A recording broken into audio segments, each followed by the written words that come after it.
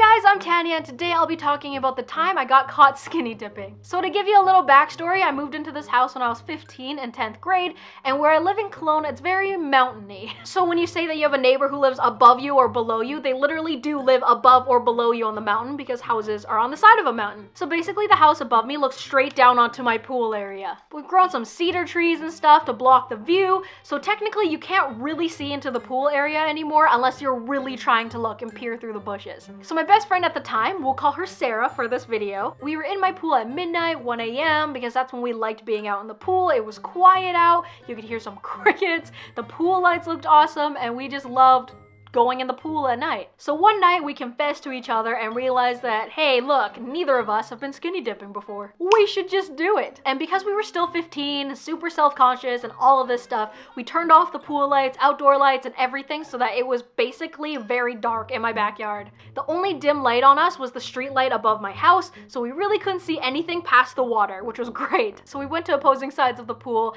and we were freaking out. We're like, are we actually doing this? Like, we're kind of basically in public right now. Like, is this a thing? We should be doing this like in the wilderness, not in a pool. But we ended up just taking our bathing suits off, and it was honestly the most freeing sensation I've ever felt.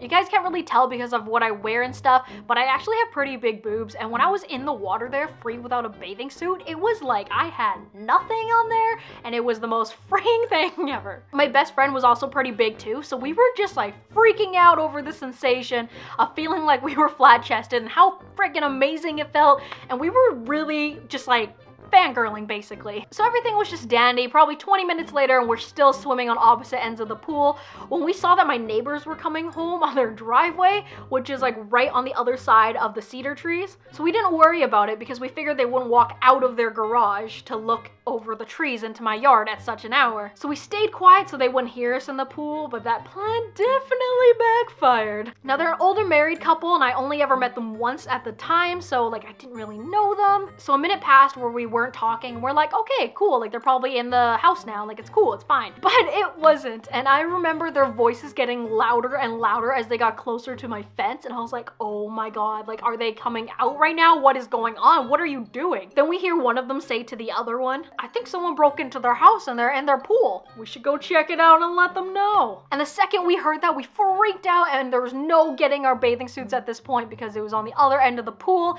and for us to swim over there, they would definitely know we're in the pool. So we just hoped that the street light above us where they were standing was not bright enough to see us. So I mean, we couldn't see each other in the water, so how could they? So we stuck our bodies to the side of the pool wall, hoping that we would blend into the wall. That was a terrible idea, but we did it, and they were peering over the fence between the trees, and I was like, oh my god, this is the worst day of my life. Why is this happening? And one of them pointed out that they could see one of our heads in the water, so I was like, what is going on? What do I do? What is happening? So my friend, assuming that it was her head they could see because she was more in the light, just dunked under the water. So I followed her lead and also dunked myself under, and when I opened my eyes under the water, it was so dark I couldn't see anything, so we couldn't tell if they were gone. So it was about 30 seconds later and I could tell she was still underwater because I didn't feel any motion of her coming out of the water, and I was losing my breath very quickly and I had to breathe, but I was like, nope, I gotta stay like 10 more seconds and then maybe they'll be gone. Then like a millisecond later, I couldn't breathe and I popped out of the water in the worst way possible, being and water splashing everywhere. So it was very big and dramatic.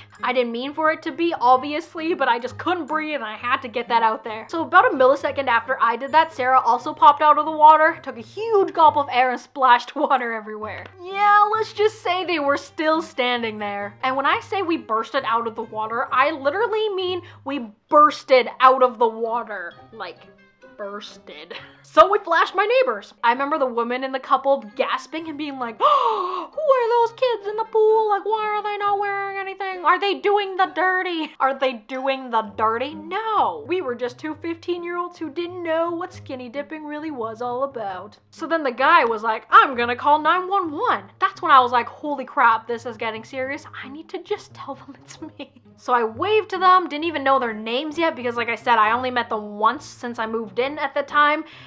And it was like, hey guys, it's just me and my friend, yeah, we're fine. We lost our bathing suits in the water, but it's cool. Like, you know, it's fine. Don't call the police. It's good. It's good. It's good. When the lady again pointed out, like, I can see your bathing suits on the edge of the pool over there.